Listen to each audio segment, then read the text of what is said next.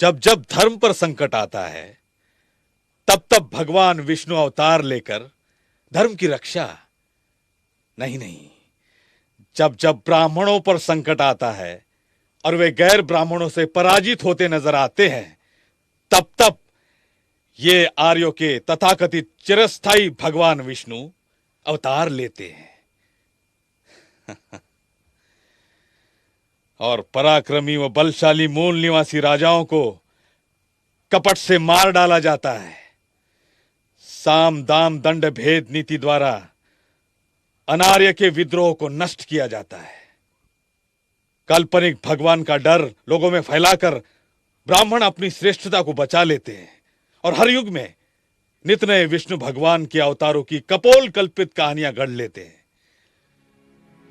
चतुर्वर्ण व्यवस्था बनी रहे, इसलिए हर युग में एक अवतार, अवतार ही अवतार। दशावतार की श्रृंखला में तथाकथित भगवान विष्णु ने मत्स्यावतार नामक पहला अवतार लिया।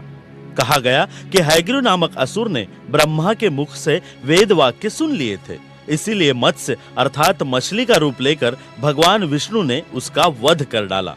किंतु सत्य यह है कि सागर किनारे दक्षिण भारत में असुरों की अर्थात द्रविड़ों की सभ्यता विकसित थी। प्रगतिशील द्रविड़ों को आर्यों का पाखंड नापसंद था, इस कारण उनमें अक्सर संघर्ष होता रहता था। तब आर्यों ने कपट से द्रविड़ों को वश में कर लिया।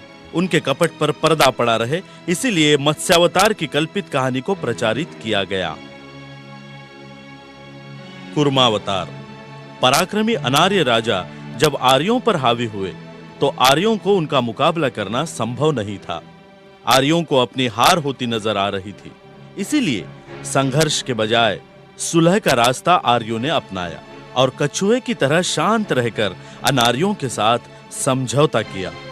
ये समझौता सागर किनारे किया गया, इसीलिए इसे समुद्र मंथन का नाम दे दिया गया। अपनी हार को आर्यों ने मूल निवासियों के साथ समझौते में बदल दिया और कछुआ नीति के आधार पर किए गए आपातकालीन समझौते को कछुआ अर्थात कूर्मावतार कहकर प्रचारित किया।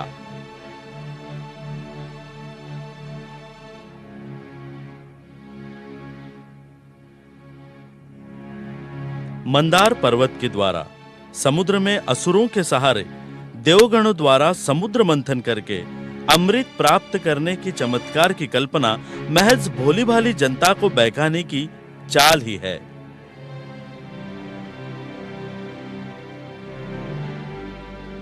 वराह अवतार।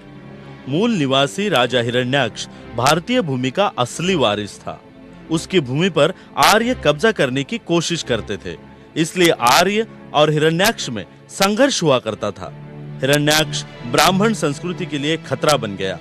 प्रजा में हिरण्याक्ष ब्राह्मणों से ज्यादा लोकप्रिय था। उसे जबरन मारकर राज्य हथियाने से प्रजा विद्रोह कर सकती थी और आर्यों का प्रयोजन सफल नहीं होता। इसीलिए असावधान हिरण्याक्ष के ठीक कान के पीछे आघात करके कपट से उसकी हत्या कर दी गई।